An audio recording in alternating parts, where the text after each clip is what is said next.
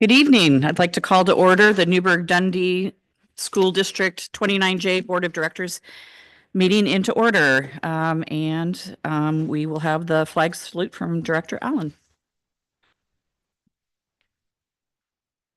Pledge allegiance to the flag of the United States of America and to the republic for which it stands, one nation, under God, indivisible, with liberty and justice for all. We are going to recess into executive session per ORS 192-6602B to consider the dismissal or disciplining of or to hear complaints against a public officer, employee, staff member, or individual agent who does not request an open hearing.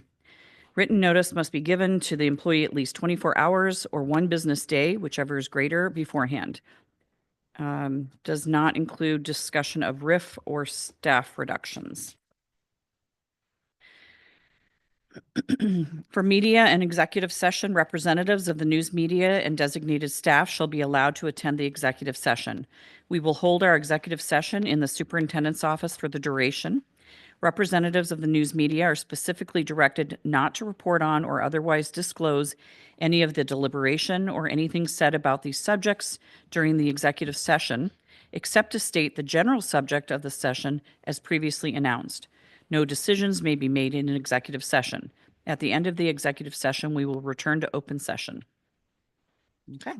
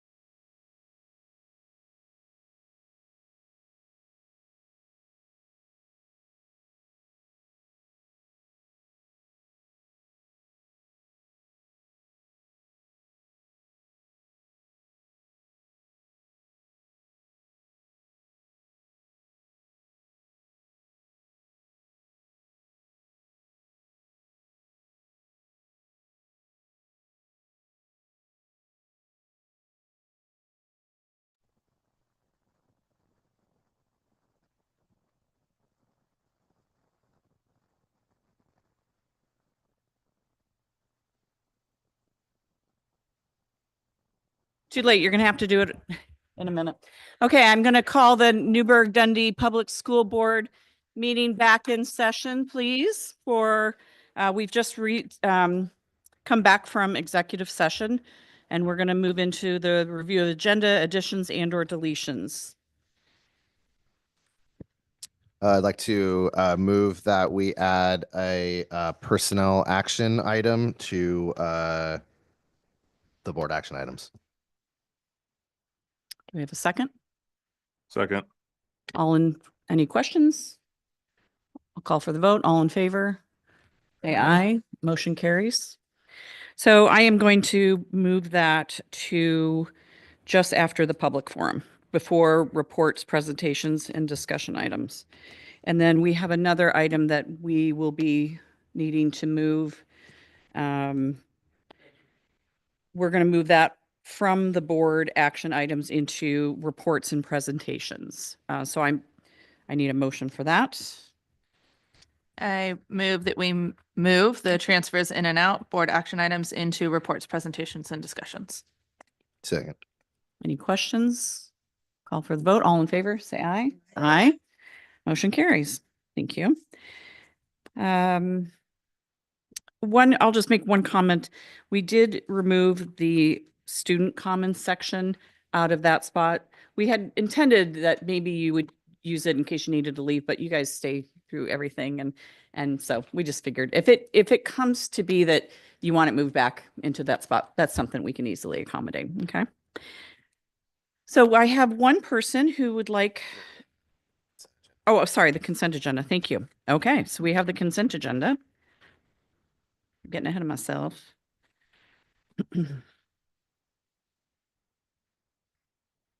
Dave, do you want to make a comment about your? Once you approve it. Oh, okay. I move that the Newburgh School District Board of Directors approve the consent agenda as presented. Second. Call for the question, or any questions? Call for the vote. All in favor, say aye. Aye. Motion carries. Now, I'd love and to. your microphone's on. I'm Good job. pleased to, yes, I have it on this time.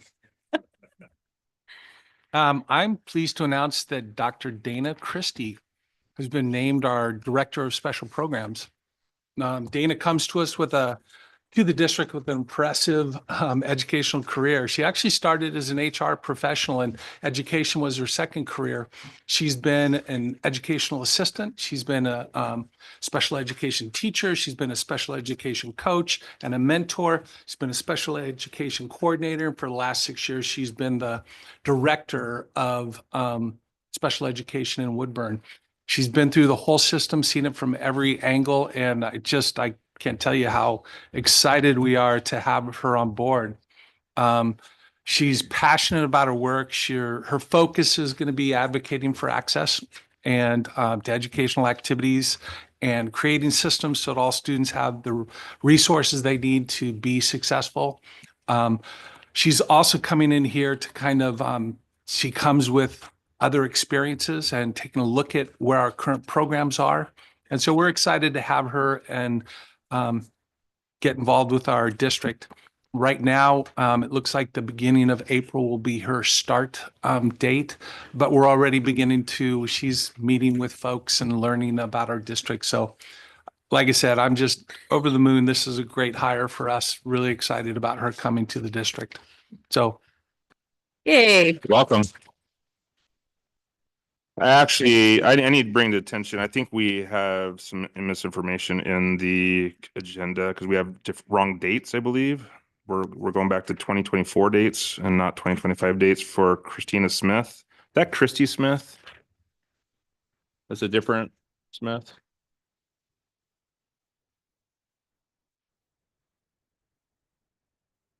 So I'm trying to figure out.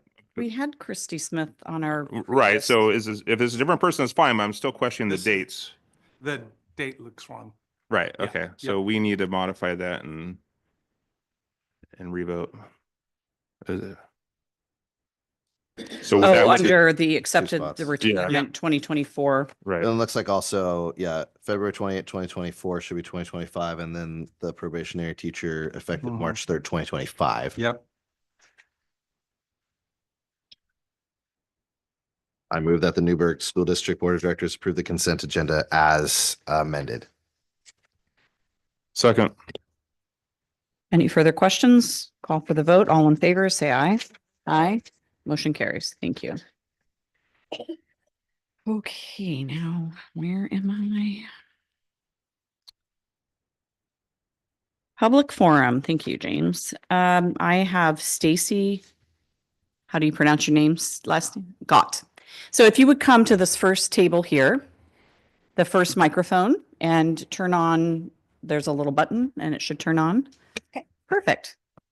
You have, okay, perfect.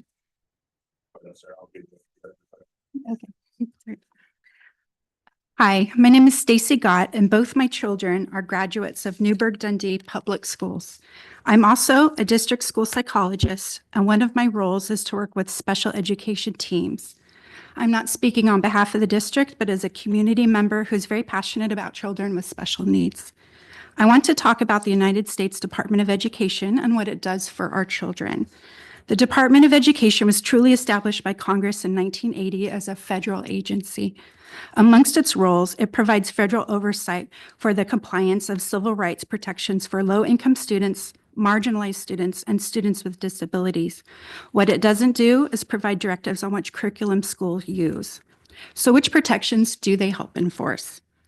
Title VI of the Civil Rights Act of 1964 that prohibits discrimination based on race, color, or national origin. Title IX of the Education Amendments of 1972 that protects people from discrimination based on sex, including gender stereotypes and sexual orientation. And it also includes protection from sexual harassment and violence within the school environment. Section 504 of the Rehabilitation Act of 1973, which prohibits discrimination on the basis of a disability. The Individuals with Disabilities Education Act of 1990 that was reauthorized in 2004. And it protects the rights of students with disabilities by ensuring that everyone receives a free and appropriate public education. This means a public school must provide supports and accommodations to meet the unique needs of children at no cost to the family within the general education setting to the greatest extent possible. In addition, federal funding for education is around 10%, which is a small piece of the pie. But if cut, the costs are either passed to taxpayers at the local level, or there will be further cuts in education and less money for the students you care about. There is a good chance your child or a child you know has a Section 504 plan or an individualized education plan or IEP. Because of the guidance and policies of the Department of Education and the means to enforce these federal acts. Why do you think the Department of Education was created in the first place? Why was it needed to provide oversight of these protections? Do you think it was because the states and the districts were honoring the civil rights of all its children? Think again. Without federal oversight, there will be no guarantee that there will be protections for diverse learners or students with disabilities, or that they will receive services that give them equal access to education. In short, without federal oversight, there may be no way to ensure all students are treated fairly. Some states may continue to provide this oversight or some version of it, and some may not. Abolishing the Department of Education will harm children, not protect them. We must act now. Call your representatives to stand up for our children. So thank you guys for your time. Thank you very much for speaking. Okay, we are now going to move in. We've moved the personnel action up. All right, I move that based on the information received from the most recent investigation and pursuant to his current employment agreement, that Dr. Stephen Phillips be terminated for cause effective February 14th, 2025 from his employment with the Newburgh School District. Second. Any questions? I'll call for the vote. All in favor, say aye. Aye. Aye. Motion carries unanimously. Thank you.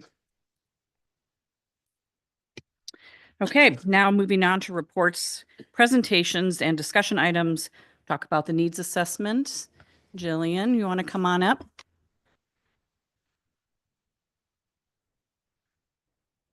You want to just take that spot? That'd be great. Thank you.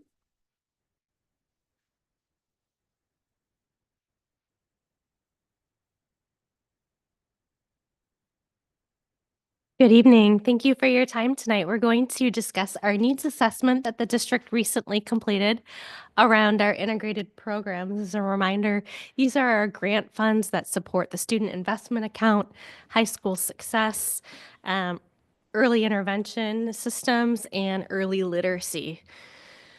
And so this is just kind of an overview of how the programs work together. So ODE has braided these programs together along with continuous school improvement, Everyday Matters, which is our attendance initiative, as well as our career and technical education. So all of these programs kind of work together to support the needs of the student rather than sitting in isolation. So in each grant, we've got some specific allowable uses. And so I thought I'd start there in terms of the funding and how it can be used. A lot of our conversations that we've had over the last few years center around the Student Investment Account, SIA, and high school success.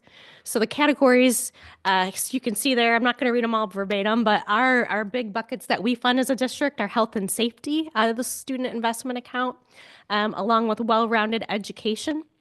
Those are kind of the two big categories that we utilize. In high school success, we have a lot of support in dropout prevention and the CTE education, along with some college level opportunities as well. And then for the early intervention system, this is our smallest grant we receive. So I should back up and say SIA, we're talking about $4 million plus. High school success is a bit less than that. That's about 1.5, if I recall correctly. Early intervention is like $12,000. I mean, it's really small compared to the other grants. And then our early literacy grant, which is around $350,000 this past year. So early intervention, we're really talking about like data system software.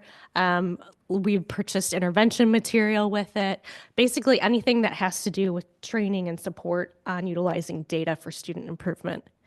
And then we have our early literacy grant, which focuses on early literacy. The first 2 years of the grant was allowable to use this to support 4th and 5th grade moving into the future. This grant targets specifically kindergarten through 3rd grade, focusing on areas of curriculum, professional development, high dosage tutoring, and then extended learning. So these are basically all of the ways that we can use the money from each grant.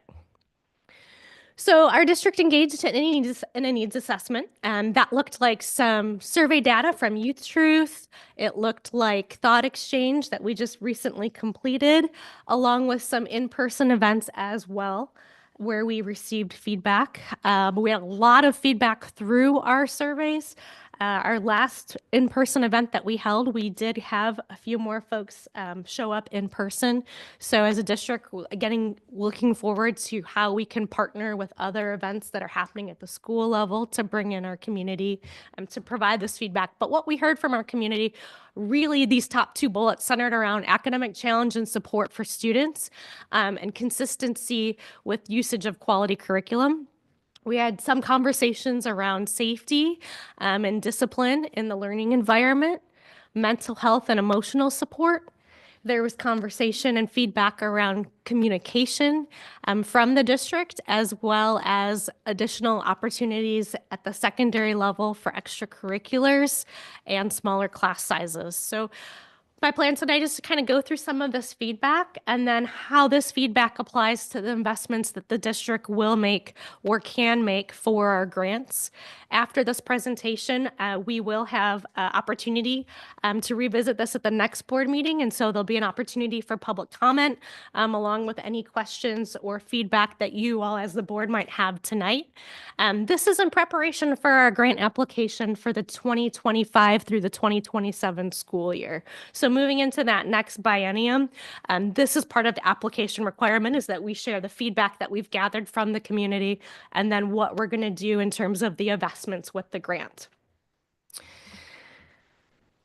So this is a nice little Wordle that our Thought Exchange program created for us. And you can see based on the size of the font there, how frequently different ideas came up throughout the Thought Exchange.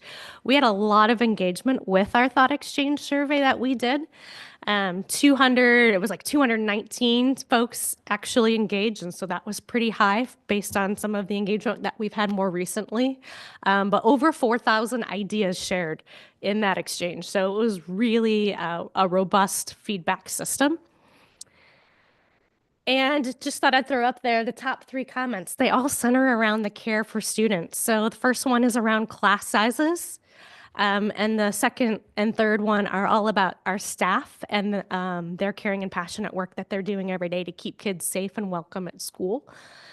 And so you can see on the side there how thoughts were rated. So not only are you kind of as the user rating ideas in terms of how that rests with you, but also the system will rank like overall score. So you can see, for example, the first one has 4.6 stars, 35 people rated it, and it was ranked number 1 out of 292 specific feedback pieces.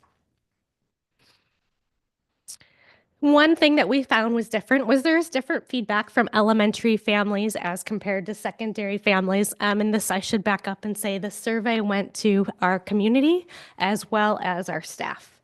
So multiple audiences were engaging in it. So it says parent concerns, but it should really say community concerns because that does include staff feedback as well. So at the elementary level, we had a little bit of different topics come up. Early start times, we heard a lot of feedback on, and that's not something particularly that our specific grants support, but that was something we wanted to mention as feedback that we did hear through the process was on those early start times at the elementary level. Class size and teacher support came up quite a bit.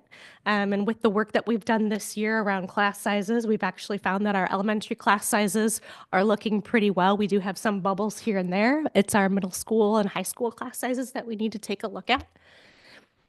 Consistency in the curriculum usage across the district. So from grade to grade and school to school. There was some feedback around that. Mental health and emotional support, and then overall communication from the district. At the secondary level, their biggest feedback item was the academic rigor and challenge that students experience at school, along with behavioral and discipline issues, extracurricular opportunities for students to engage in. Mental health and emotional support also showed up there as a feedback item, along with the communication and transparency and district support, communication supports that go out, and then adding in college and career preparation as we heard feedback on. So these were areas where our community expressed some concerns. And so what that means for us in terms of the grants, the majority of our grants do fund staffing. So in terms of the grants themselves, we're really talking about how we're utilizing those funds to support the programs and the staff in those programs.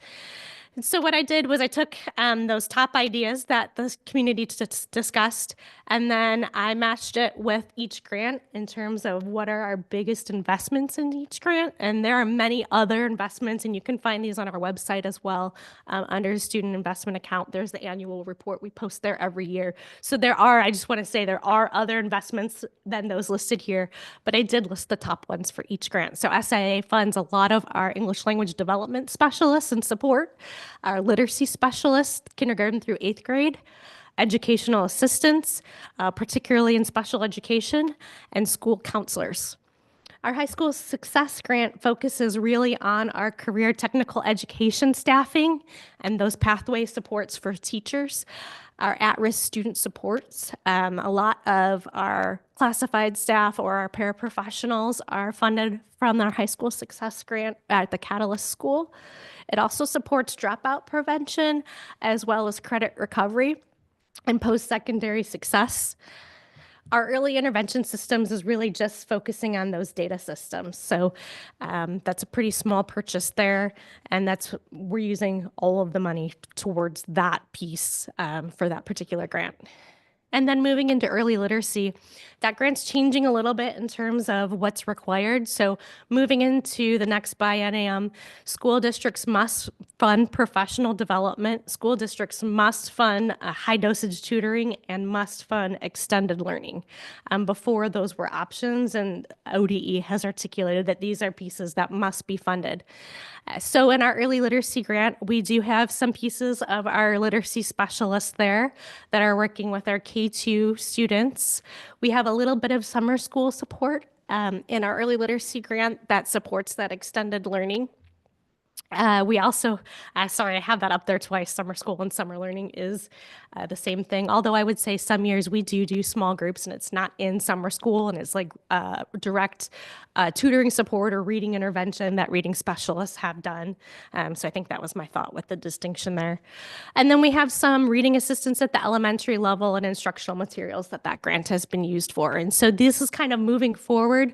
Those big buckets or items that we intend to continue to fund based on our current needs and then also the needs that we've gathered and reaffirmed from our community with this last round of our needs assessment. So I know I shared a lot, so I'm wondering if anyone has any questions at this point or feedback. Again, we are hoping for public comment on our investments during the February 25th board meeting. I think just, I wanted to make some more, having kind of been at the middle of the in-person meetings and then the thought exchange, this issue of rigor and kind of challenge was definitely a topic that we saw both in our digital and our in-person. It was very pronounced. And so we are definitely taking that message from our community. I think the mental health support was kind of a no-brainer. That seems like, again, people are very supportive of us making sure that we're funding counseling and mental health through those pieces. Certainly all of the pieces that have come about because of our budget cuts, class sizes and some of those things, they'd like to see improvement with. But really this issue of pushing rigor in the secondary schools is kind of driving a lot of the conversations that we're having right now with principals. And as we begin to think about next year and kind of where these grants may lead. I know, Jillian, did I leave out anything that kind of like, those are the things that I left those sessions thinking, okay, that was more. That was something that I think our community is trying to really communicate to us. The only other piece I would add is support on both sides. So support for students that might be experiencing challenges, but also support for students in TAG programming, talented and gifted. Can you go back one slide to, I think, your actions or things you're focusing on? Hold on. The slide. Maybe not go back one more. Not go. No, it was the. Like the What? beginning? No. You're going, okay. From the last slide, 2 slides back. It had that one right here.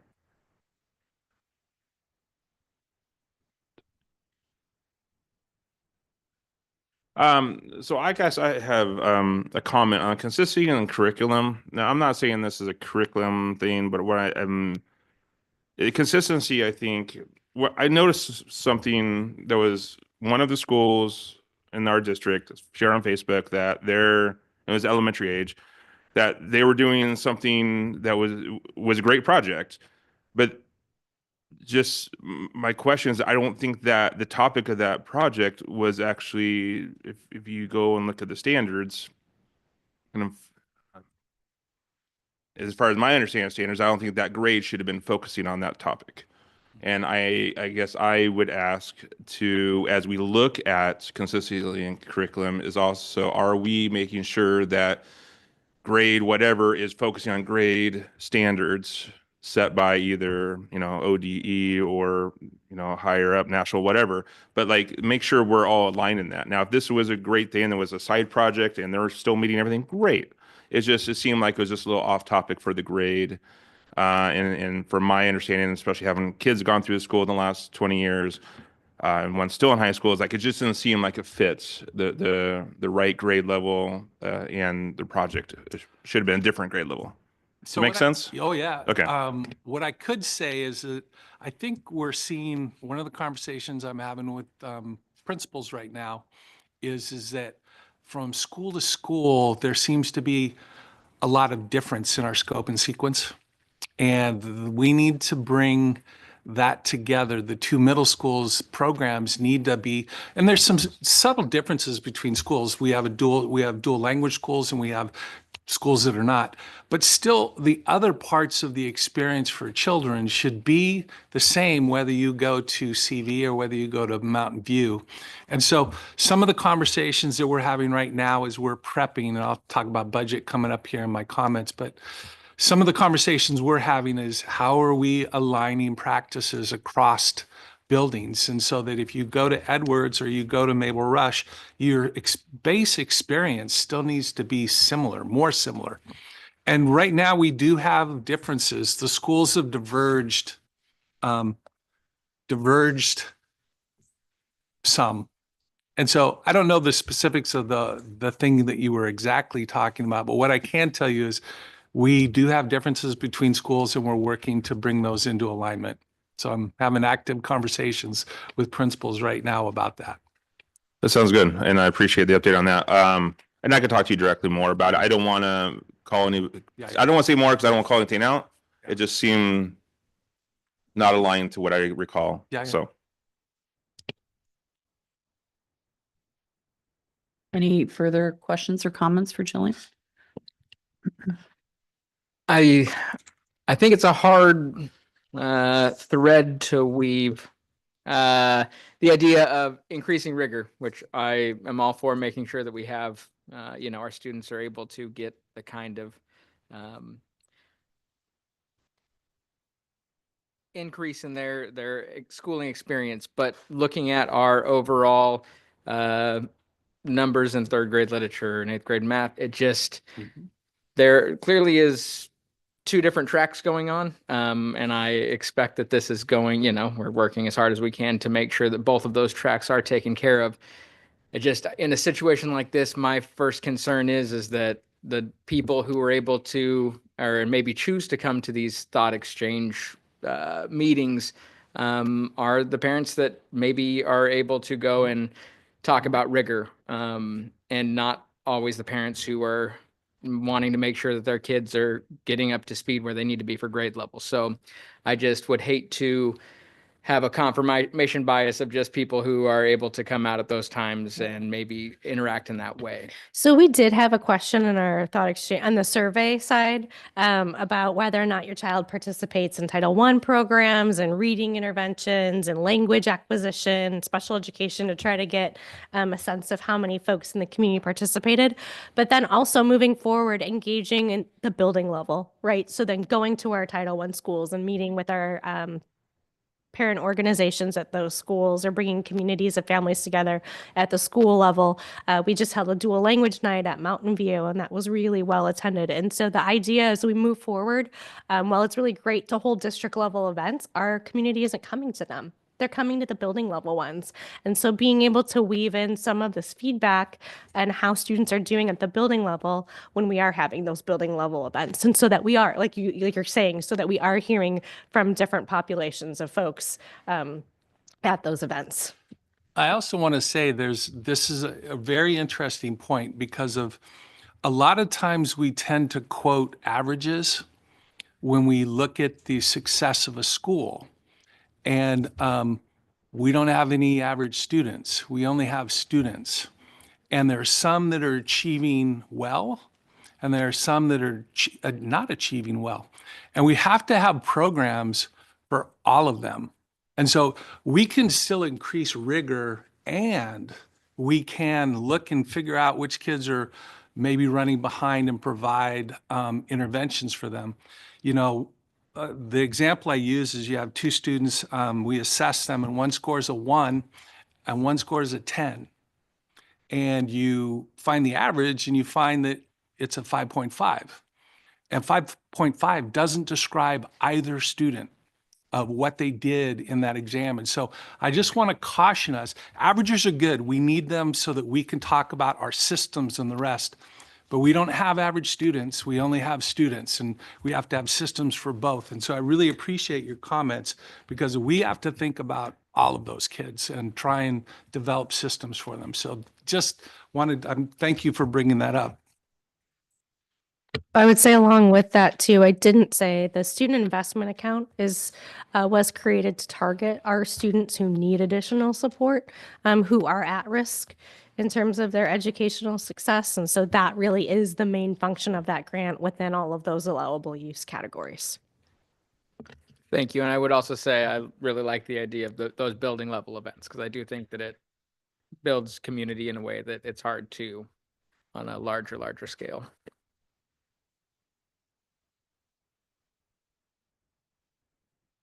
Is everybody? All Thank right, you. thank you so much. Director Hayden, would you like to give us an update on the Finance Advisory Committee? Yes, I am going to pass some documents that we have all looked at. I don't think Aubrey was on the board at the time, one of each of these. And this just to kind of recap what was asked for, one from the Budget Committee at the end of the Budget Committee last year. And then what the Finance Advisory Committees, what we were trying, kind of our guidelines of what we were trying to focus on. We have had great discussions. Every meeting is great discussions. I'll go out, Director Bridges, like she texted me, "Hey, we're gonna have this on the next agenda." Great, in the middle of the meeting. So I was like, "Okay, we at least have one person watching us." So that was awesome. So, but we have great lengthy discussions. Like last meeting, which was last week, we had Galen presented the week before to us high level where we're at with finances. But we took that 15-minute discussion time and we probably took 45 minutes talking about in the Finance Committee. In depth, in a lot of details, had questions, discussions. So it's great.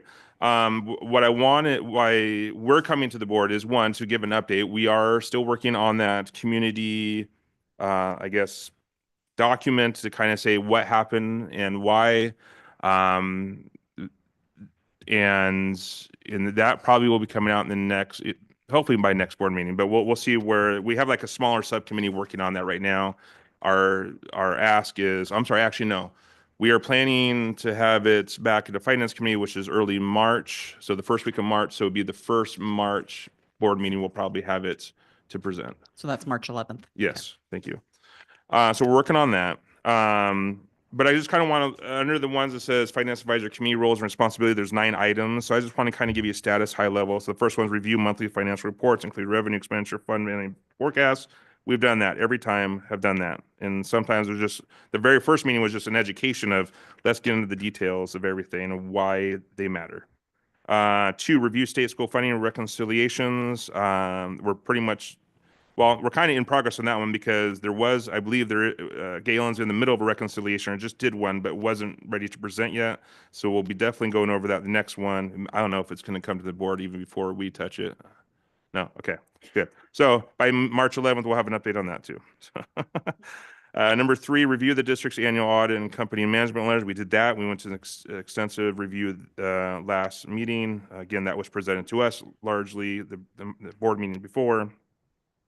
4, 5, and 6. And sorry for the public, we'll get this reposted and as part of some of our documentations.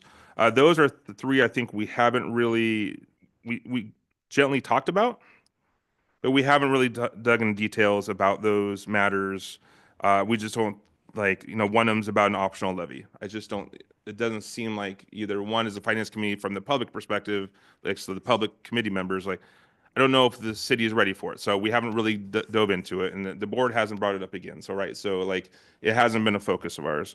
7, educating the general public concerning that's what's in progress. Hopefully have it by March and for the March 11th meeting here. 8, local, state, and national policies, legislation, emerging trends. We talked about one with the kind of what's happening nationally and national policy and executive orders. I'm not trying to get political here, but it's just the fact is how that may impact next year's budget already, like or the remaining part of this budget, technically, right? And so we are talking about those things.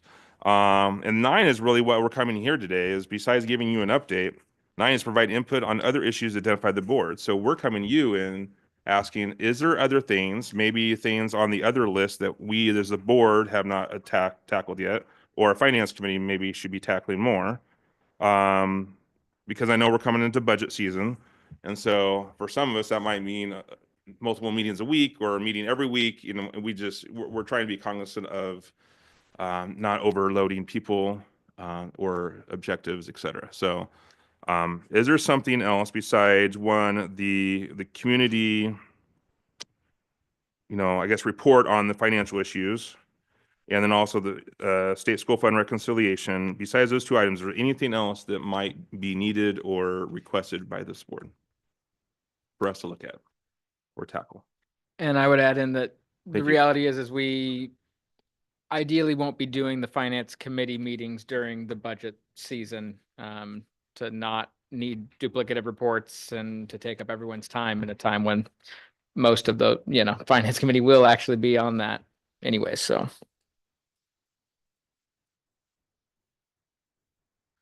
And if there's nothing right now, that's great. I mean, you can think about it, maybe bring it back next meeting, and we still have time to, put it on our next finance committee meeting.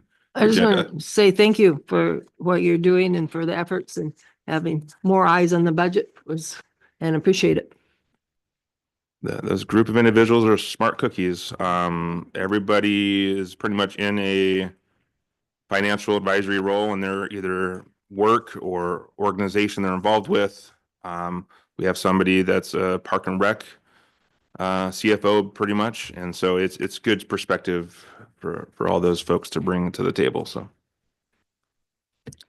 And I would add just on top that there is a question of beyond this budget cycle, if we are going to want the finance committee to continue on, if there will be directives that we want to continue with, because this was set up fairly specifically to address the concerns that were happening. So I think it's just something to think about, to give more direction going forward if we were to keep the finance committee together.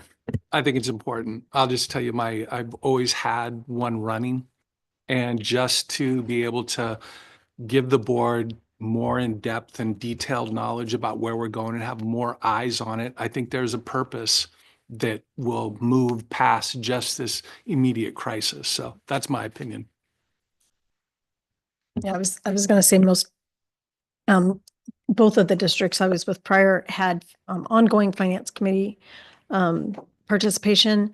A lot of it was review of the annual audited financials and questions on maybe they would pick a topic for the year that they wanted to learn more about or delve into more.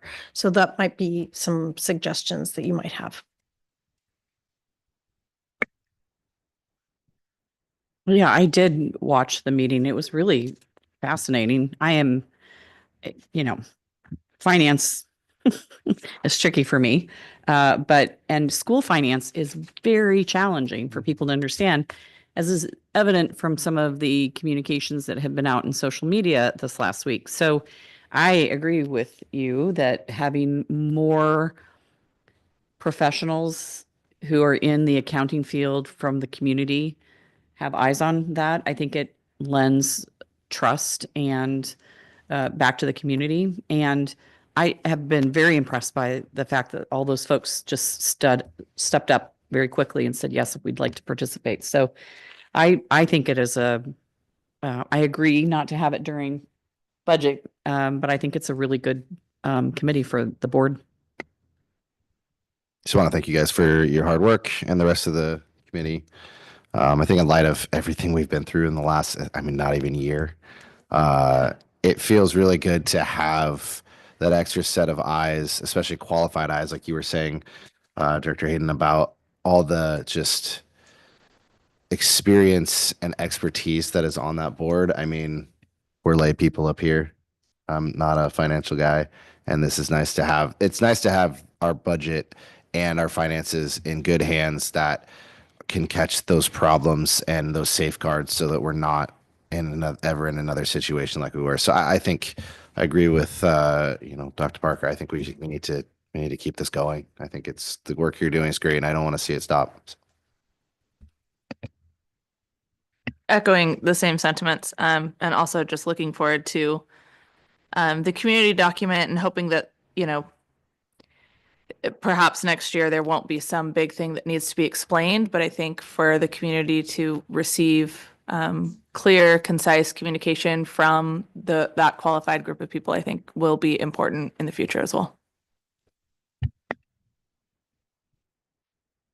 Okay, are there any further questions? Oh, Yeah, I guess one thing that we did talk about at the finance committee, we are working on a draft of this community note. There was an ask that if you all have any extra direction on what that contains, whether that is an explanation of why we've chosen not to do a forensic audit, whether that's to go back and explain certain things, how in depth we want that to be, because it is this question of what is pertinent, what does the community want to know, and what would just be look at this big document that actually isn't helpful.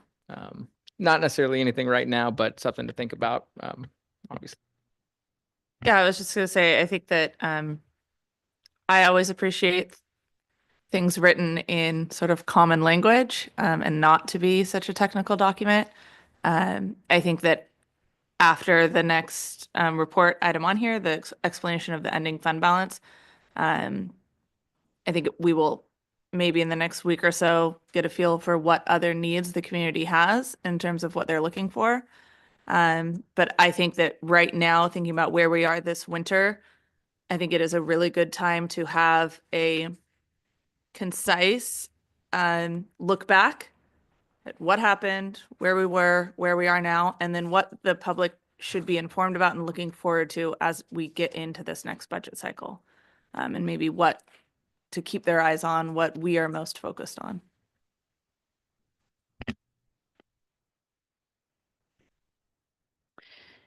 identifying the fixes that you have identified, very clearly, across, since we started hearing from you about the changes that have been made within the finance department, best practices that we're now would be following and whatnot. That would be really helpful, I think, to lend some credibility and trust, and acknowledgement that we're doing best practices would be really fabulous.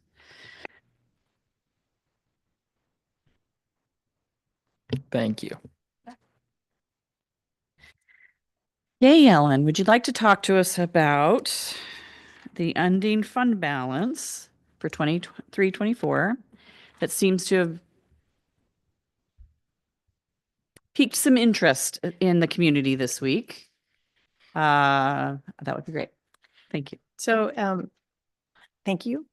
The district has had several inquiries regarding both our financial statements and our fund balance for the 23-24 fiscal year, as well as what made up the budget shortfall for the 24-25 fiscal year. I think there is difficulty for the general population to understand intricate financial statements for the district. And so we're going to have a little bit of discussion tonight about our funds and how those show up in our financial statements. Some of this was in an explanation that's been posted to our website, but this presentation is more than just that. So we can go to the next page. So the district has 4 governmental funds. All of our funds are governmental funds. We don't have any proprietary funds or outside fiduciary funds that would be outside of, let's say, the governmental activities. So all of our funds are considered governmental funds. We have a general fund, which is our main and only truly operating fund. Revenue includes property taxes and other local revenue, state school fund payments, ESD payments, and beginning fund balance. Expenditures include teachers and staff salaries, classroom supplies and materials, utilities and facilities maintenance, student programs, transportation, liability insurance, and other services. This is the district's only unrestricted fund. So the next 3 funds that we have are restricted funds. That means that they are restricted either by, usually by an outside source. So for our first set of funds are our special revenue funds, which we think of as our grant funds. And they include money from federal, state, and private grants, as well as our Nutrition Services Fund. And they can only be used for those designated programs like special education, Title I, low-income students, as we were just talking about, our integrated programs. But they are designated, and we can use them for some operational costs as we use them for teachers and counselors, supplies for some of our most at-risk students, but we can only use them for those purposes. The next set of funds is our debt service fund. And that includes property taxes, which are collected to pay for long-term debt for bonds that are issued by the district to finance large construction projects. It also includes our CET, construction excise tax. But those are, that's in capital projects. Debt service can only be used to pay for principal and interest on the debt that we have. Capital projects funds are funded by voter-approved bonds used for specific facility improvements outlined in the ballot measure. So they can only be used for things outlined in the ballot measure or in the CET, construction excise tax. So funds cannot be used for general operating expenses. So as we look at our financial statements, these funds are presented in various financial statements. The first two financial statements that you'll find on pages 1 and 2 of our audit are the statement of net position and the statement of activities. These combine all of the funds and are seen as a different way of looking at the balance sheet for the statement of net position, because it includes your regular look at what a balance sheet is, which is assets equaling liabilities and fund balance. That's your balance. Those two have to balance. But it also includes deferred income or deferred inflows and deferred outflows. So when you think of something that's deferred, it's things that are going to happen in the future, but have an effect on your overall position. The classic example is our PERS obligation or other post-employment obligations that we would have. Those are deferred for a number of years, but they affect our future financial position. So they take into account how we are right now. But it is on all of our governmental funds and everything is combined. The statement of activities is more like a regular income statement. What people think of as an income statement, what revenue did we get and what activities, what expenditures do we have? Again, it is on a government-wide basis, so it looks at all of our funds. And this was a complicating issue over this last weekend for people who are not used to looking at financial statements. The next, the next two statements are the statement of revenues, expenditures, and changes in fund balance, and the balance sheet. Those two are found on pages 3 and 5 of the audit, and they show a breakout for each of those funds. So it'll list the general fund, then the special revenue fund, the debt service fund, and the capital projects funds. And it combines them all at the end, but it gives you an idea of first the balance sheet, which is similar to net position. And then second, it is what were the activities for the year, your revenues and expenditures in those funds. Those clearly show that we had a negative ending fund balance of $1.2 million in the general fund, in our operating fund. All of our other funds also did see a decrease in fund balance. We were spending down the debt or spending down the capital projects fund. We had spent down our ESSER funds and special revenue funds, and debt service stays relatively flat. But what I wanted to point out specifically on the statement of activities, the statement of revenues and expenditures and changes in fund balance, is it shows very clearly that we started the beginning of 23-24 with a $7.7 million beginning fund balance. At the end of the year, we ended with a negative 1.2 ending fund balance. So we had a change in fund balance of $8.9 million down, a decrease of $8.9 million. We used all of our fund balance and then some. And that is what set us up for the problem with the budget shortfall in the next year.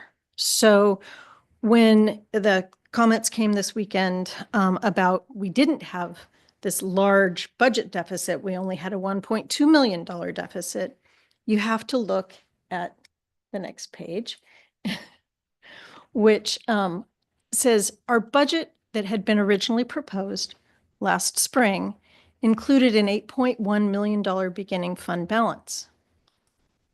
We did not have an $8.1 million beginning fund balance. For all intents and purposes, at that point, we could only put in a 0 beginning fund balance because we couldn't say we had a negative fund balance. We didn't know exactly what at that point, we could only estimate, and we estimated it would be at least 0, if not negative at that point. So to make up for that deficit, we had to make up $8.1 million in the budget for this next year. The property taxes were not calculated correctly in the revenue to the tune of about $2 million. So we had to make up that. That was also a budget deficit.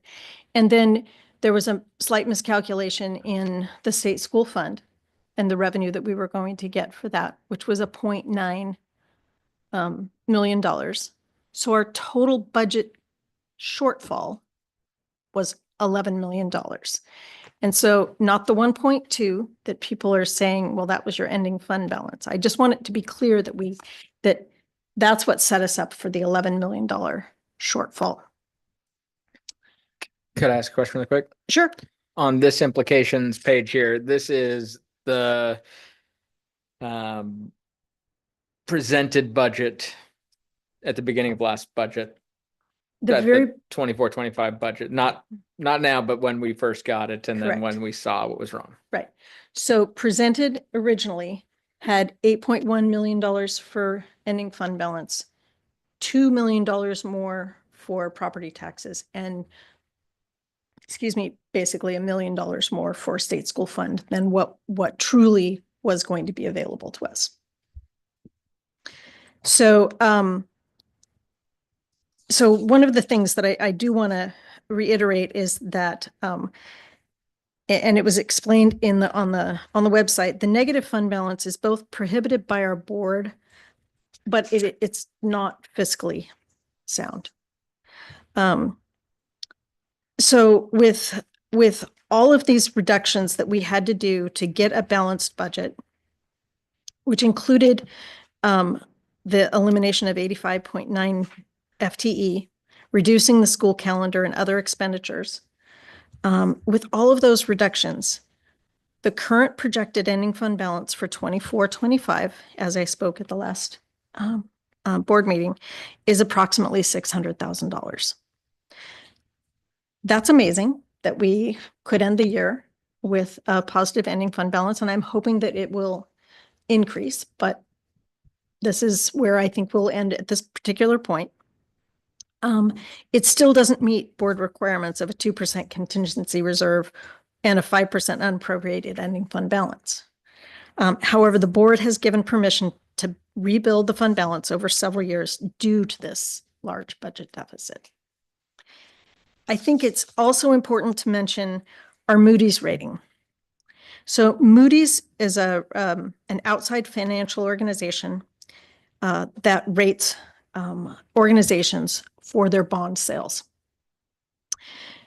In August of 24, before we even had our audit, Moody's downgraded the district's bond rating from A1 to A3 after reviewing our financial information. The press release stated the downgrade was primarily due to poor governance that resulted in an extremely sharp decline in the district's financial position in fiscal 2024. Moody's also stated declining enrollment will continue to be a challenge, but also cited new management and expenditure controls will help to stabilize the district's operations. So even though we were downgraded, they immediately noticed we had taken responsibility and changed our budget process and had made the appropriate reductions to get ourselves back on track. It will take a number of years for us to be able to get an increase in our rating. That's just, we're going to have a better ending fund balance than even an $8 million at the end of the year. They're going to have to see pretty tremendous increases. But what I wanted to say is that when we've had input from the community saying that we weren't transparent or truthful about things, outside agencies were already seeing the writing on the wall. So that's just what I wanted to say. Can you help me understand, and for everybody else, how does a reduction in a Moody's rating impact at the district? When we go to sell bonds, so if we had another bond issue that we were going to have, it can affect the interest rates that we can get for our bonds. Right? So the higher the rating, the better your interest rates are. And the more appealing your bonds are to the market and the quicker they sell. We still have an A rating. We haven't been downgraded below that, but I think part of that is on the strength of the state as a whole as well. Yeah, it's a blow.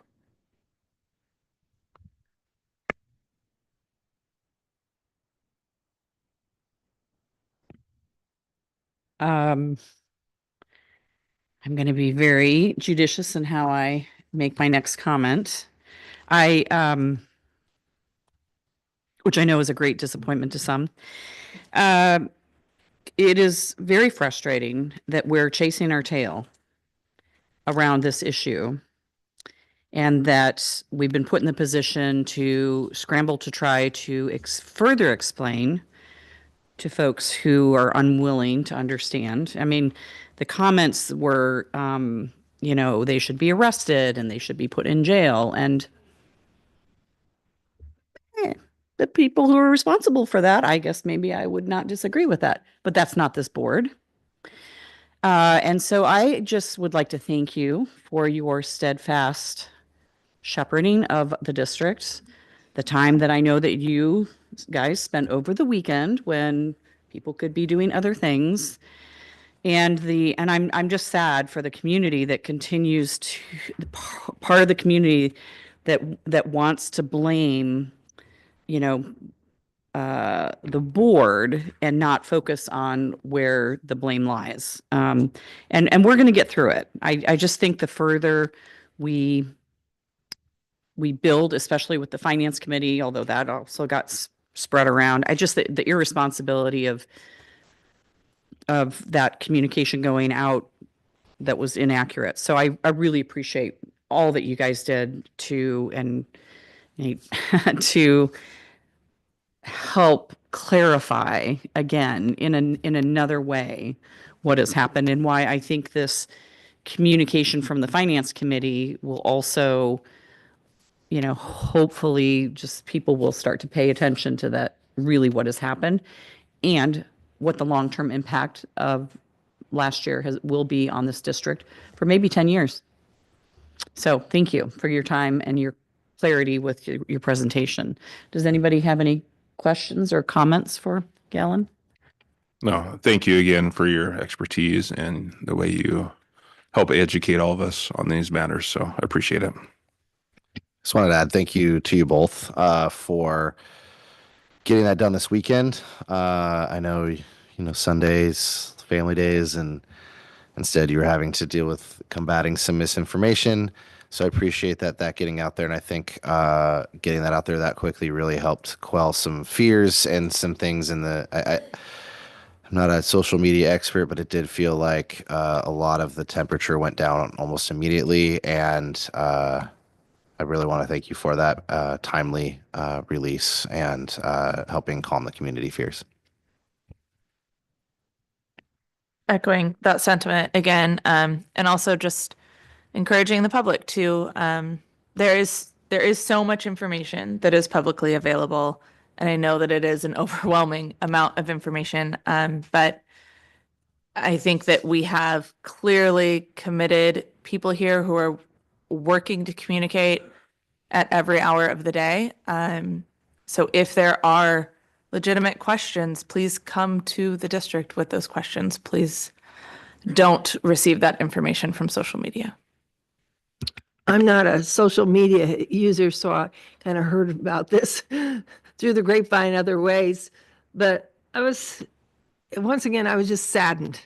I mean, really saddened that there would be people in the community that really believe that a school district, a school board would reduce and have to reduce and 85 people lose their jobs out of vengeance or something. And to me, that is, those are people's jobs. That was a very difficult thing for the community. It was very difficult for the leadership and for the board that we had to go through that. And so I hope that, those people, I really hope those people have gotten other income and other jobs, and that the district, and I applaud the teachers that are still here and the hard work they're doing, and the administrators and how they're working, and with less resources and everything. And I really feel like the community as a whole really pulled together in a time of crisis.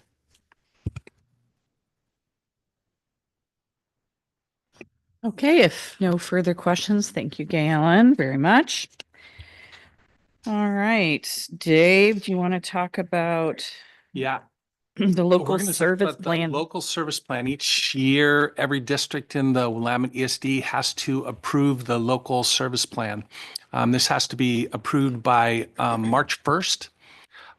This particular ESD, it's a little bit easier. The ESDs exist to provide services to districts who may be too small to have that actually hired into their staffing. As districts get bigger, we tend to use maybe fewer of those resources, but there's still lots of times where we do choose those. This ESD's it's easy because basically we choose to contract any or all of these services. Other ESDs, there's like a core program, and then there's a portion of the program that you contract with. But for the most part, basically, these are all of the choices. At a later time, the district will be going back through to actually choose which of these specifically it's going to use. But your job, which will be the next time around, it's kind of first read, is basically these are the different types of things that we can contract with them for. And so really, between now and the next meeting, it's just for you to take a look at the different services that we have an option to choose. And the next time around, we'll kind of make a motion and approve it for their board to move forward. We've already looked at it as superintendents. I've already met with the other superintendents in the ESD and the ESD. We've talked through these pieces, and this is kind of their selection of services that they're going to offer. I have a question. Are the services like as needed, and then you pay as needed? And so part of the Oregon school funding is there's an amount of money that comes through the ESDs. It used to go to the ESD and then they would portion it out. Now there's a thing I'll keep my comments high level here because Gay Allen will have the specifics, but the basic gist is it can pass through to the district. And then we basically use that pass through money to choose the different options that we need. Sometimes we choose before the school year starts. Other times needs emerge during the year and we add them to our local service plan. I didn't do too bad. no. Okay. Perfect. But it is as needed. I have a point of clarification question. Yeah. You said we should be approving this every year. I don't remember this last year, but it says 25-27 local service plans. So is this every other year we need to look at this and redo They it? go by the biennium too. They'll get funded on the biennium. So we'll know 25, 26. We approved it every year. Okay. They may hear it. I should say my former district. We approved the local service plan every year. This one, again, because we're doing it as needed, there's no core program. Really, you could probably, And they're doing a 2-year local service plan. I don't know if I answered your question very well. The basic gist is this is a 2-year plan that we're approving, and we'll kind of pick and choose from it as we go along. So to me, it sounds like we approve it now. It's for 25 through 27. You may modify it next school year based on your needs, but we may not need to approve that. Correct. Right? Then 27, we'll want to approve it again. Yeah. Okay.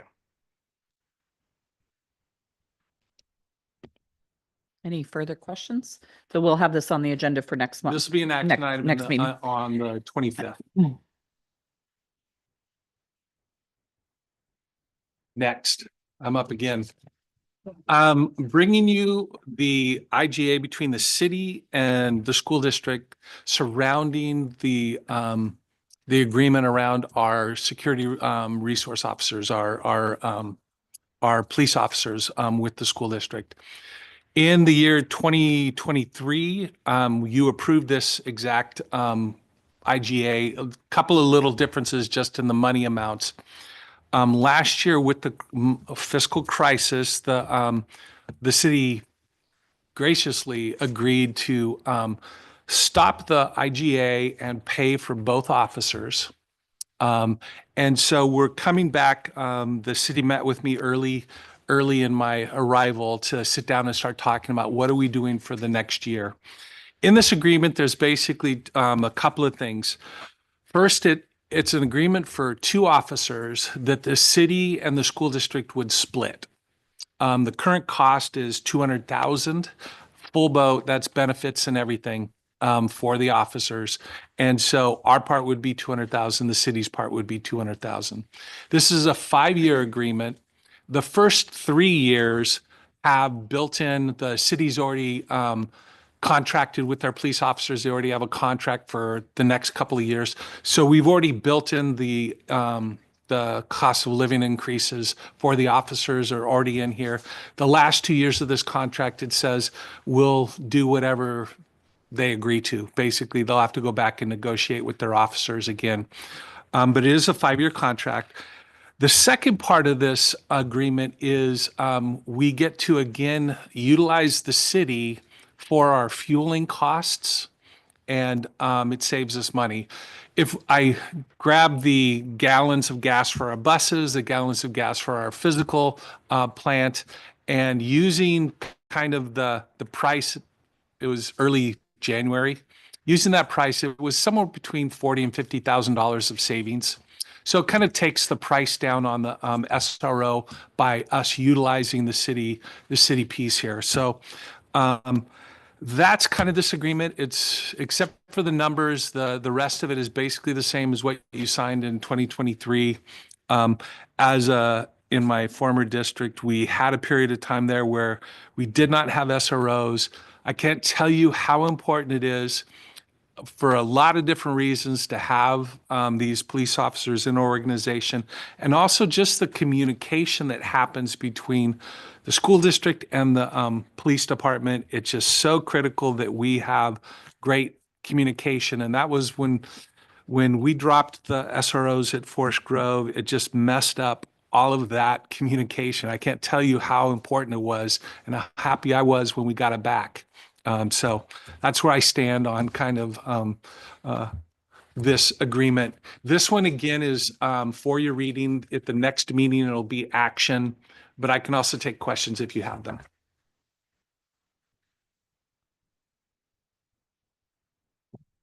I'd just like to point out that item L, well, item K talks about confidentiality, but then L talks about FERPA, and this is a follow-up of our conversation at the last meeting regarding the potential of outside people wanting access to student information, and that it's clearly outlined in this agreement, all of the rules and regulations around and ORS around FERPA. So I really like seeing that in there, actually.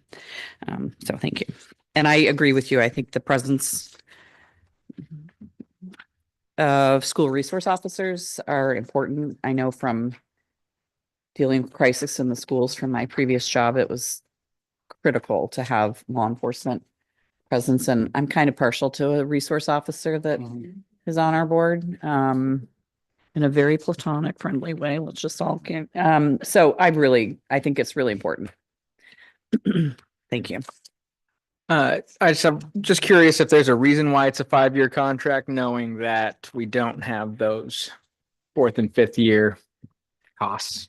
Is that just a normal length? Mostly, I think, what I would say is I'm more interested in getting a long-term contract and having this issue dealt with. Yeah. That's kind of why we're doing 5. Perfect. I know that they're going to negotiate a fair contract. We're going to split the cost between them. So I know that there's not like a reason for us to, but that was my reasoning, is I just wanted to get this thing. Like I said, I've been traumatized by my last experience. So. And the fueling station is also in the 5 years. Oh, yeah. Perfect. Yep. I just want to thank you for your efforts with it. I remember when you first came on, and that was one of sort of the first meetings that you had.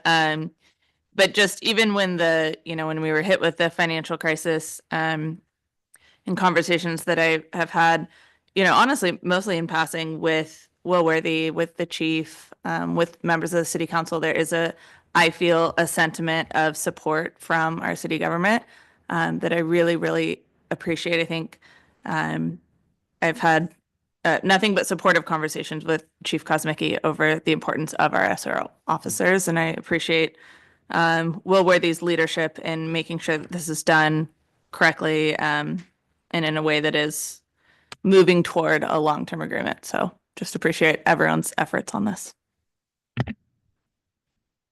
Also like to thank you for the work on this. I'm also a little partial to SROs, obviously. But I can speak also to the ones in this district. I've dealt with them. Obviously, we hear about issues here, when you bring things to us, but I've also dealt with them on a professional level. Both Officer Moreland and Officer Stearns are great professionals, and I've dealt with them. Our districts that we work in are right next door, and a lot of students live in one city and go to school in another.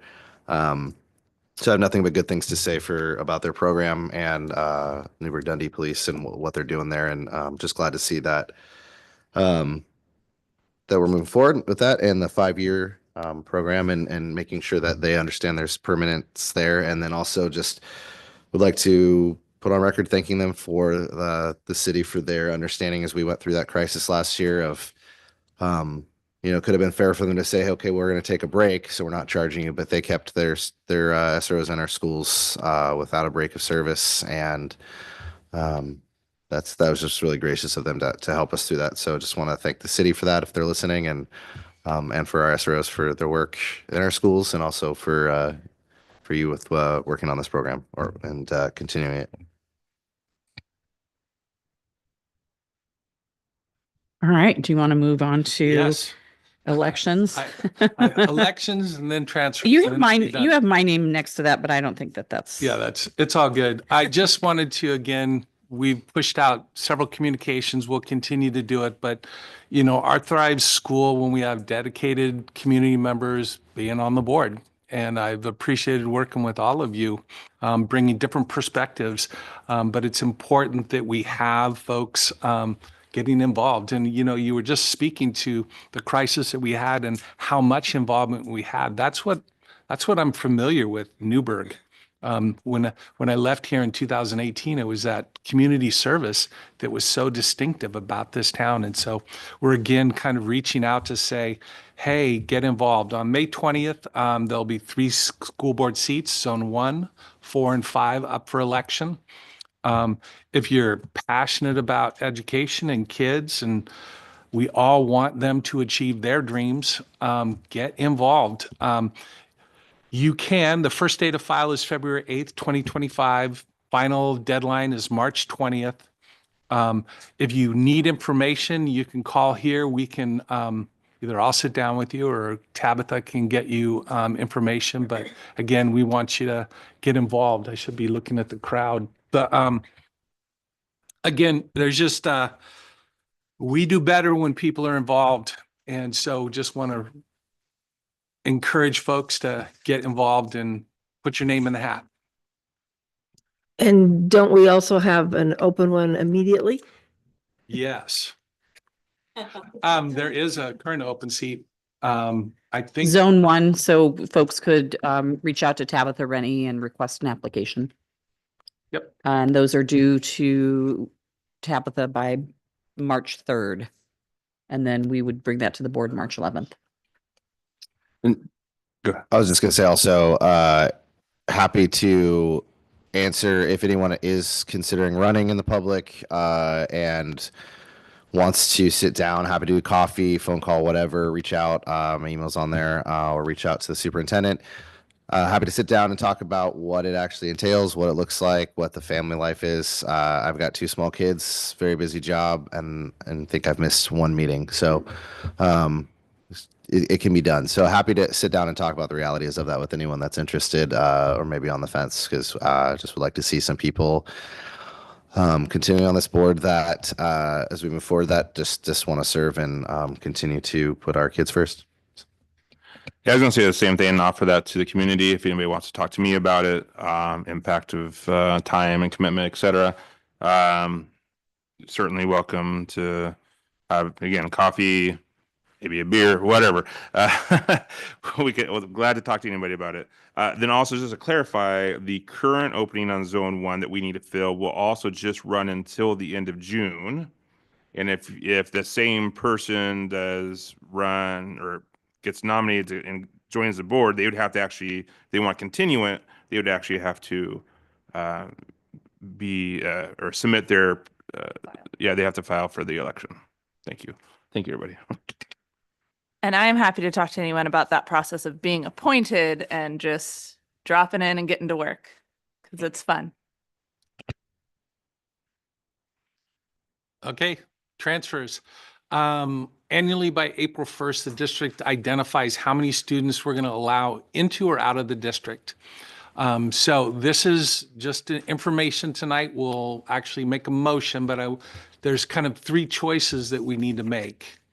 The first choice is, I think you just have the policy in your packet is it.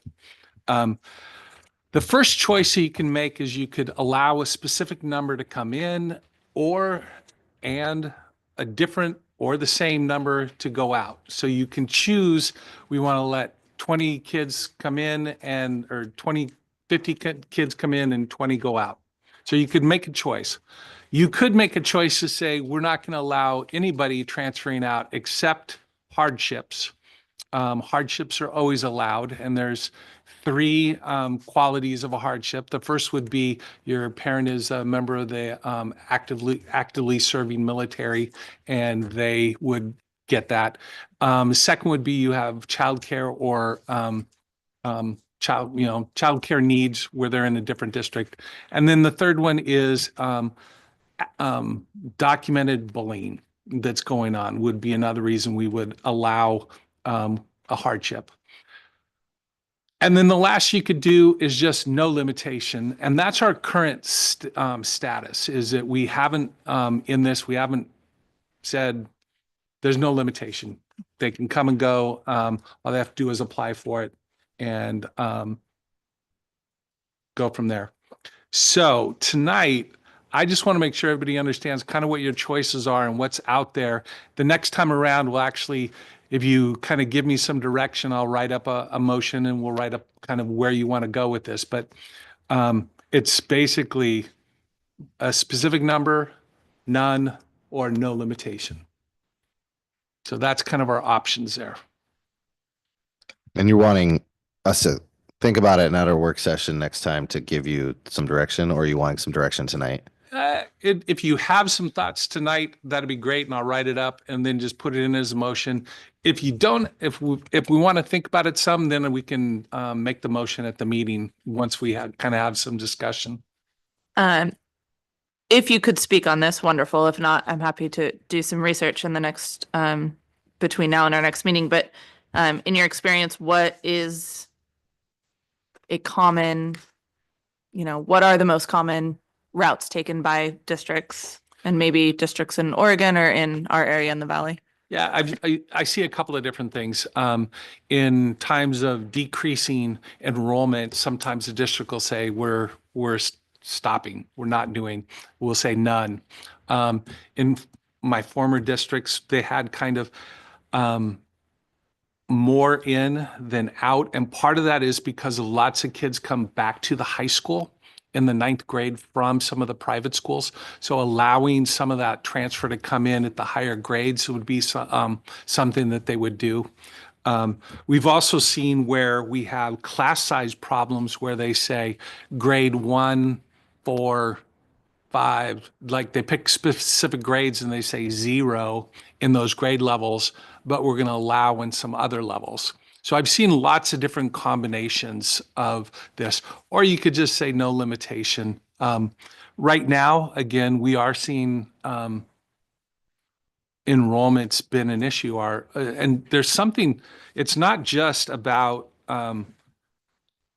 certainly our enrollment decrease has been somewhat around the chaos and the kind of political nature that's gone over the last couple of years. But as a state, there is another thing going on, which is our kindergarten classes, the birth rates are low, and the kindergarten classes as a level are smaller than the senior classes leaving. So we're not anticipating growing just as a system. That's going to continue for multiple years here. So as a system, we're going to continue to drop enrollment. Even if we do, we're going to need folks coming in to grow at this time, just because of what's happening in our counties and state. Do we have transfer numbers over the last couple of years to fix anything? I was just thinking about this. I can prep those numbers for the next meeting around so that I can give you a little bit of data, because that would be, I think, helpful in kind of making this decision.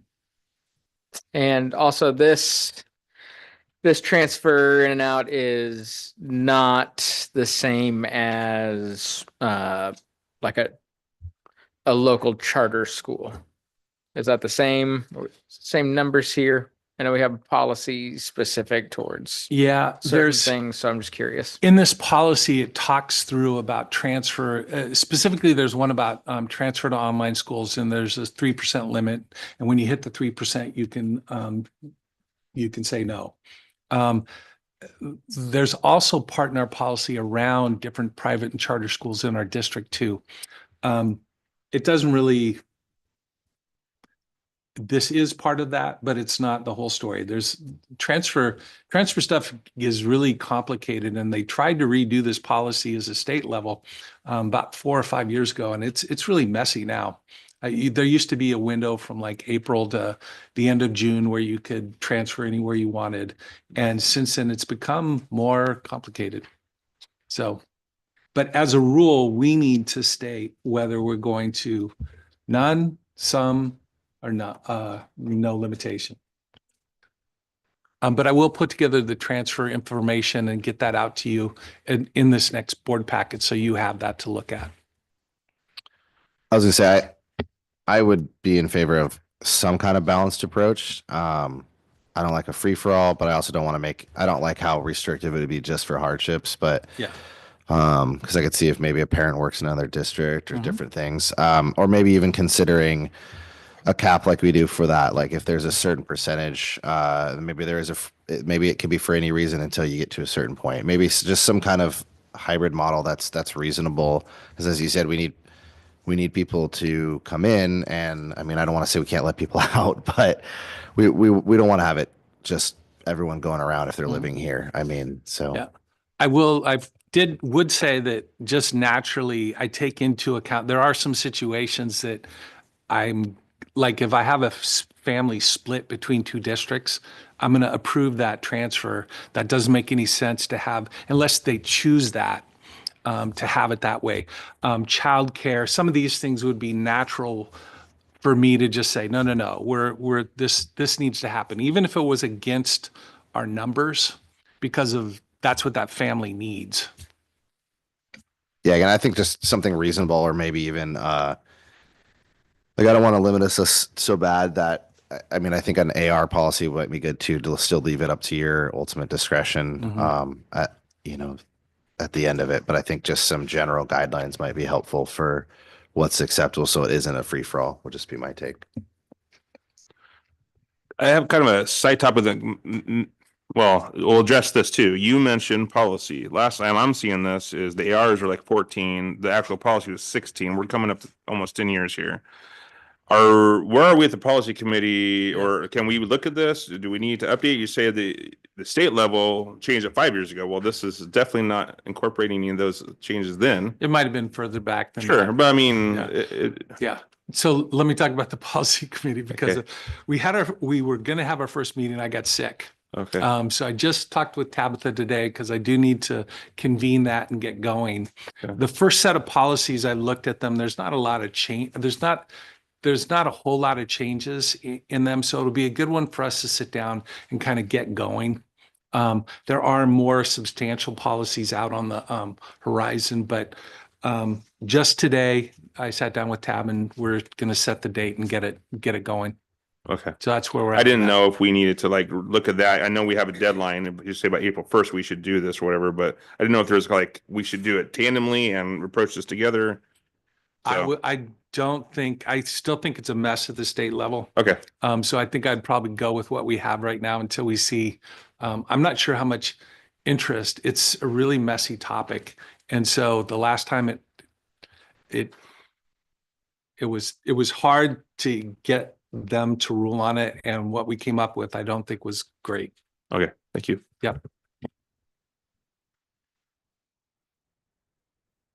I'd say that I just agree with what Director Wolfer said about, having some sort of balanced approach. But I think in order to have any idea of what those numbers will look like, I think data will support that. So I would be in favor of, I don't want to kick it too far down the line, but I think some more information and data at our next meeting will help inform a direction for us.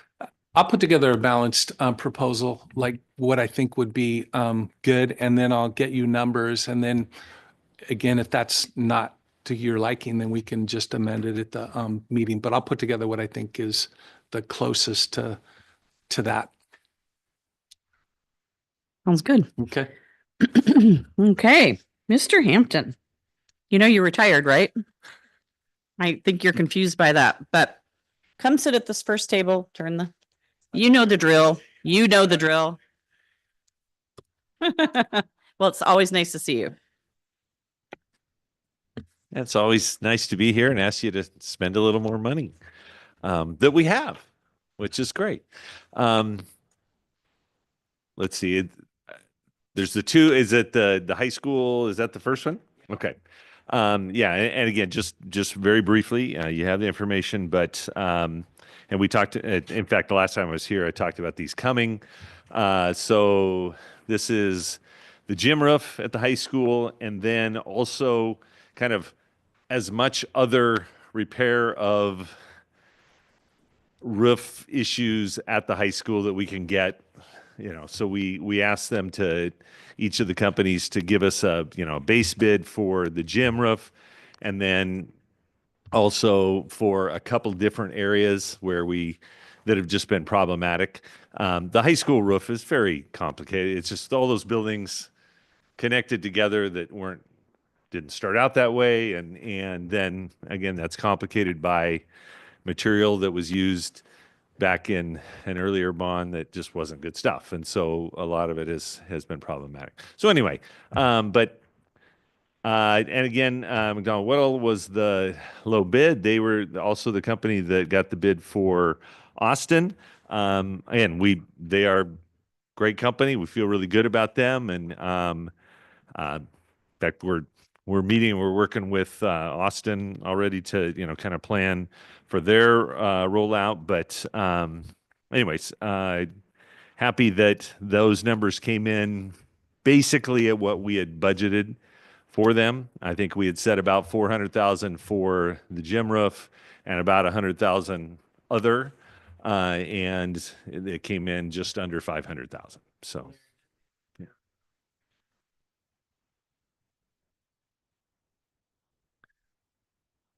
Okay.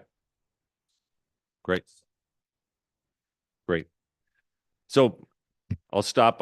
Happy to answer questions if you have them about this one.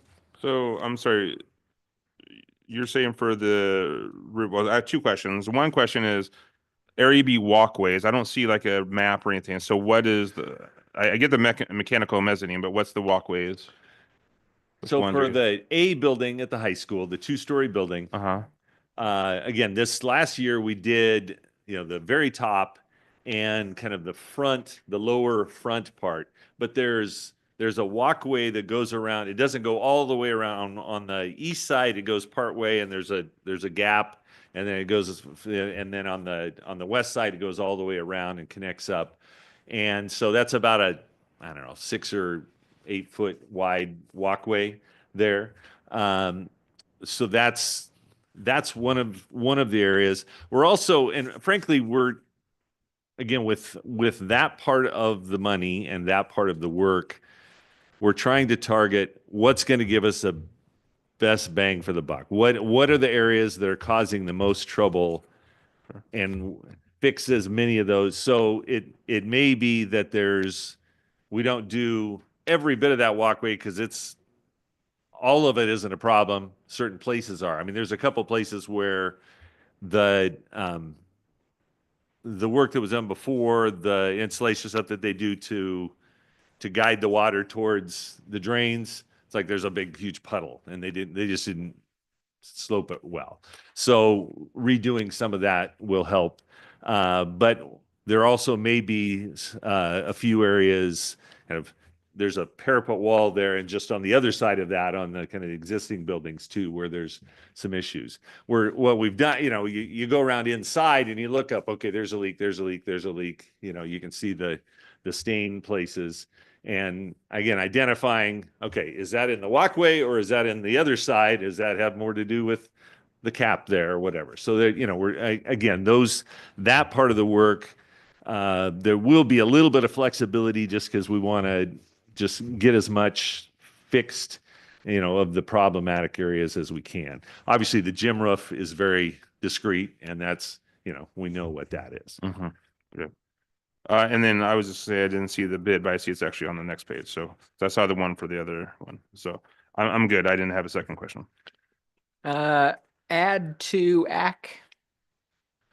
It's on that bid tabulation form. McDonald and Weddle has a NA next to it. Just curious what. There's a signed, everybody has X on it. And Yeah, we, for most of the bids, for any of the work that's been done, we've had a specific form that they have to fill out, and there's just things, we go through. In fact, when we open them, it's like, is it signed? Yes, it's signed. Did they acknowledge the addenda? Okay. Now, this time for this particular one, we didn't have a specific sheet. We just asked them to give us, the information in kind of a format that we can figure out. So we didn't ask them specifically to acknowledge the addenda. A couple of them did that just because they're used to doing that. They didn't. But again, we're not concerned that, they didn't read the information and they bid, based on wrong information or anything like that. Thank you. Yeah, it was just a little more informal.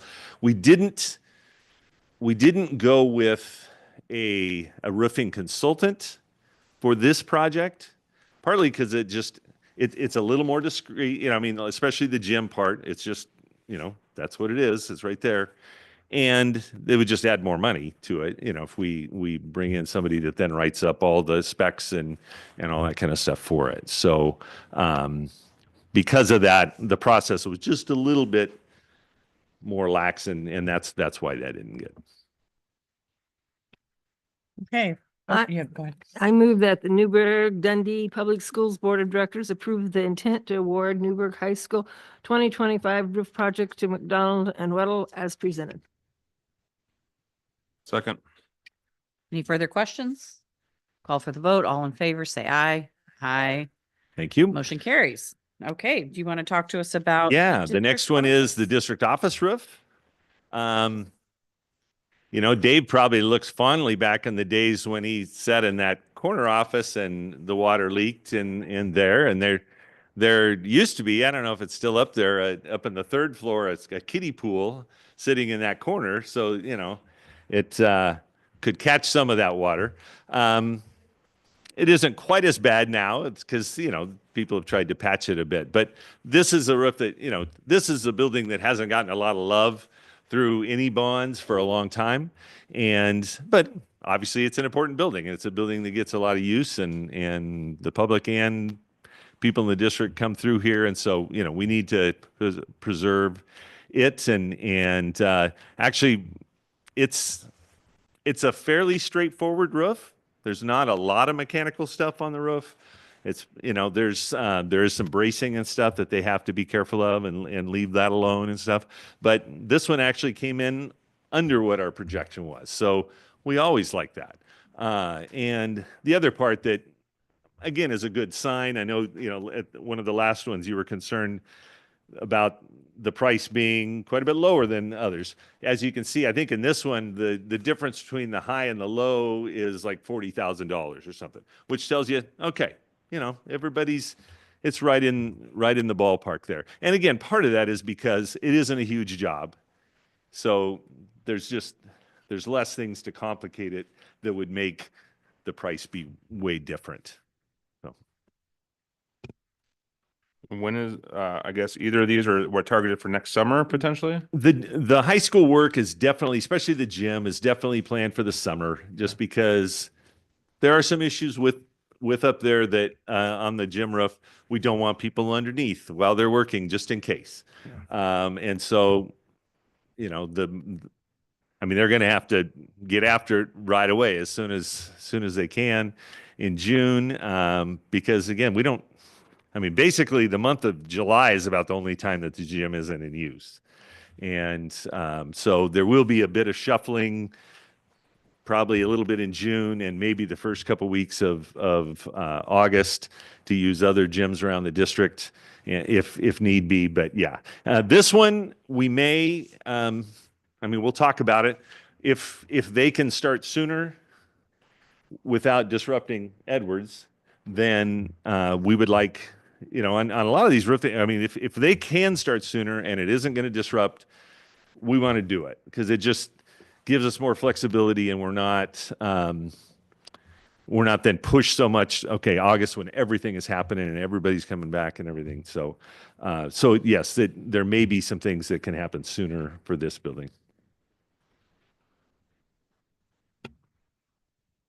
Well, in light of the events today at North Medford High School, I am grateful to have strong roofs here in our district.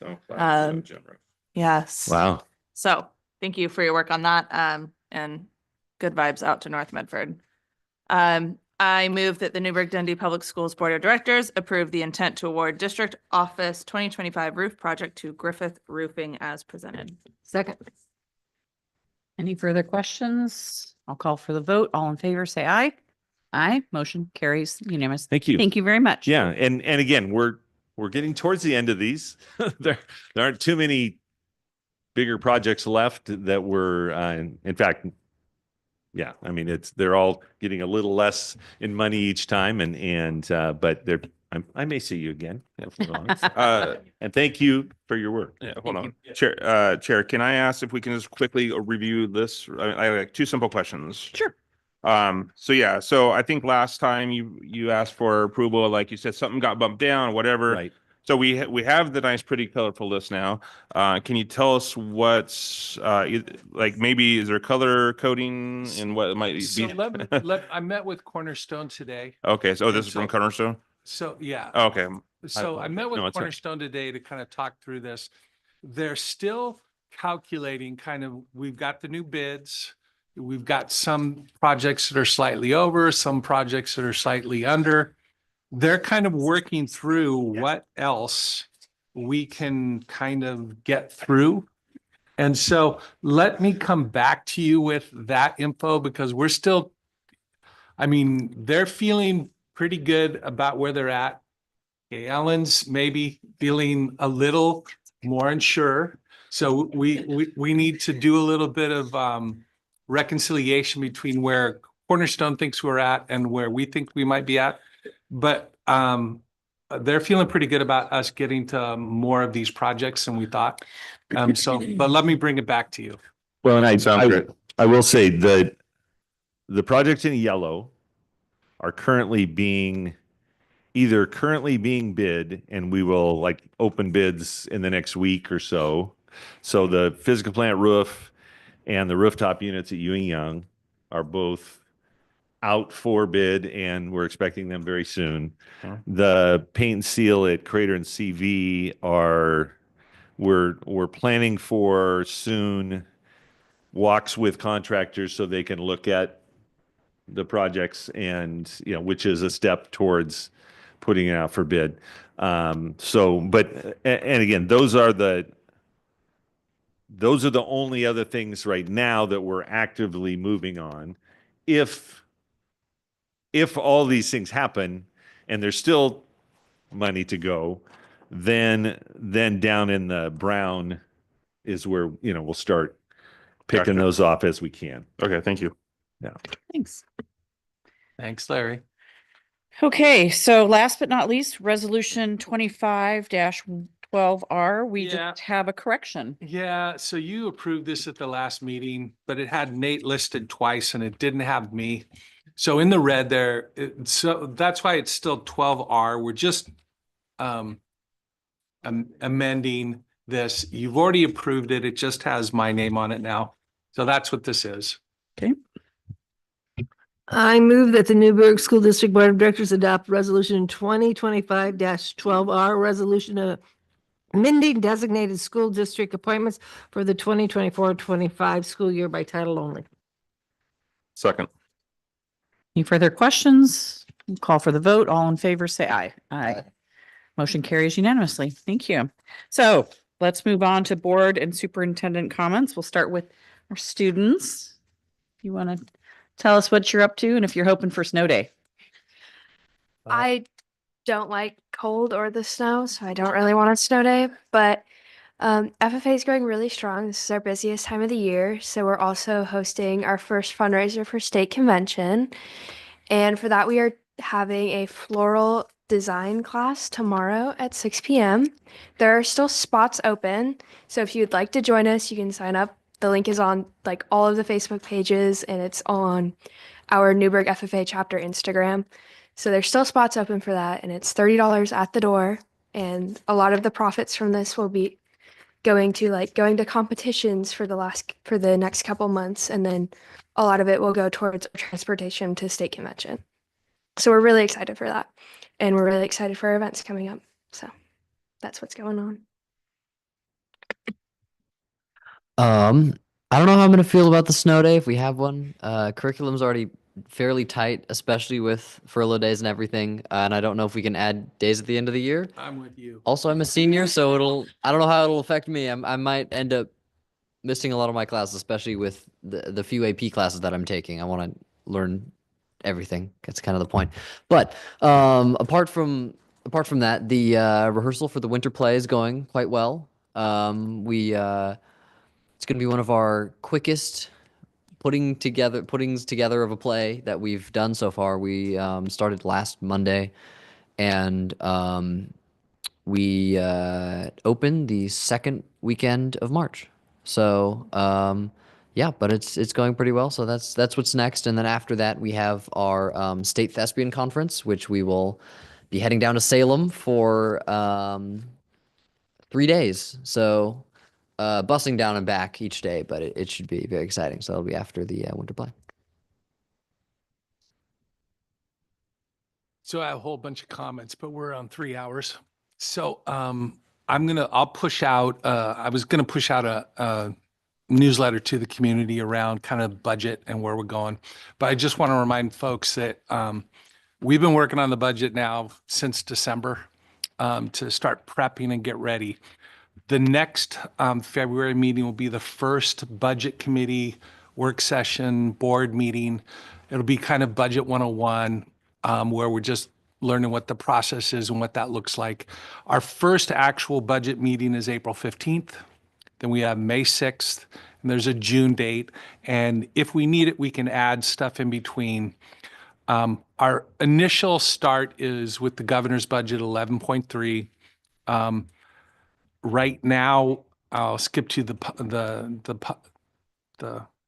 the point here, which is the increase in PERS rates looks like there's an 11% increase. That $11.3 billion governor's budget, there's about 11% increase. Looks like most of that increase is going to get burnt by the PERS increases. There'll be some, but again, now we're just trying to dial it in and figure exactly where we're at. I think February 26th is the next revenue projection by the state. We should have a more accurate estimate of what revenue is actually going to come to us closer to that date. Hopefully by the first week of March.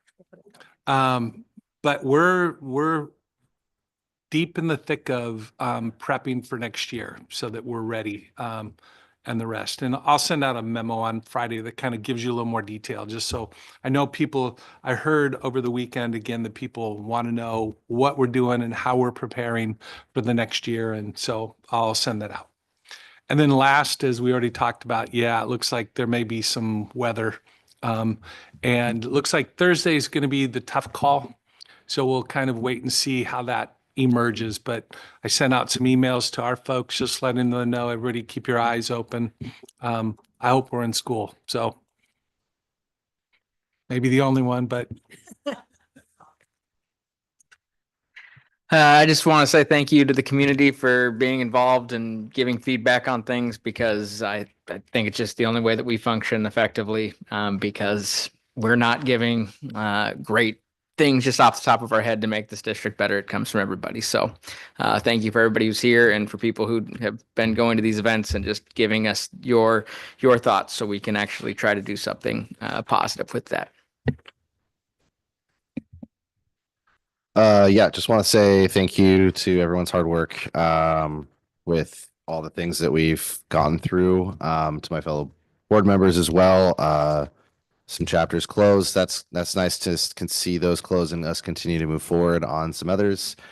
Again, thank you for helping quell some community misinformation and things that were out there this weekend. I really think that timely communication is really important. So thank you. And academic rigor, I liked hearing that word. I liked seeing that the last board meeting, those test scores are going up, and academic rigor and financial things, I think are I forget the ratings you were talking about, the Moody's. We'll see that go up, but even more important, I think we're going to see graduation rates continue to go up, and I'm just really excited to see that. Like I said, as we close some chapters, some painful chapters, then we're going to move forward into some very joyous ones and get back to just focusing on the kids. And I'm just seeing that more and more this year, and I'm really happy to see that continue. So.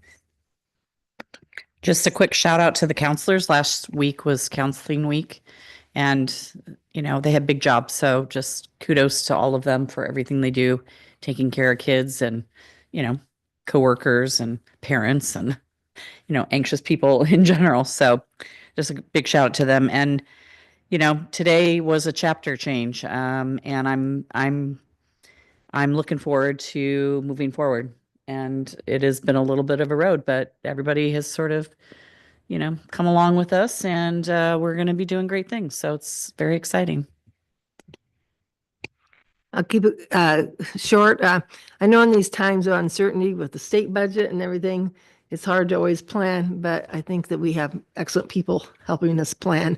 And I appreciate the new financial person and Galen's and Mr. Parker's leadership. And I really appreciate the comments tonight about federal funding, because sometimes we don't think that really affects us, but it really does affect local schools. And that's another part of the uncertainty. Yeah. Thanks to fellow board members as we move through a difficult last year and a half. It does feel like tides have changed or are changing and continue to move forward. Again, I already shouted this out earlier, but thank you, Galen, for your support, your education. It's a lot. So, and I appreciate that. And just on, local government, we need to support each other and just keep, it's a little godly, but love thy neighbor, is just because everybody needs support right now. It's a tough time. And so, we don't know what's going to happen with some things, and we just need to keep the kids in focus and how to support them, all of them. So pretty much what I have. Thanks. I too was going to shout out the counselors. They are incredible magic makers who support kids on so many levels. And I just very much appreciate their work. And I also appreciate the work that the district has done to try to keep as many counselors as we have. I know we have multiple counselors who are sharing between two schools. That is incredibly difficult, but they are very committed professionals. I appreciate them so much. And then also appreciate the communications from the district, the timely communication this weekend, but also the timely sharing of results from the surveys and the thought. I know that as a survey taker, it can be so frustrating to feel like you put your voice out there into the void and never hear anything back. So Jillian and team, just thank you for bringing that back to us and back to the community so quickly. All right. With that, we're adjourned. Go home and root for snow.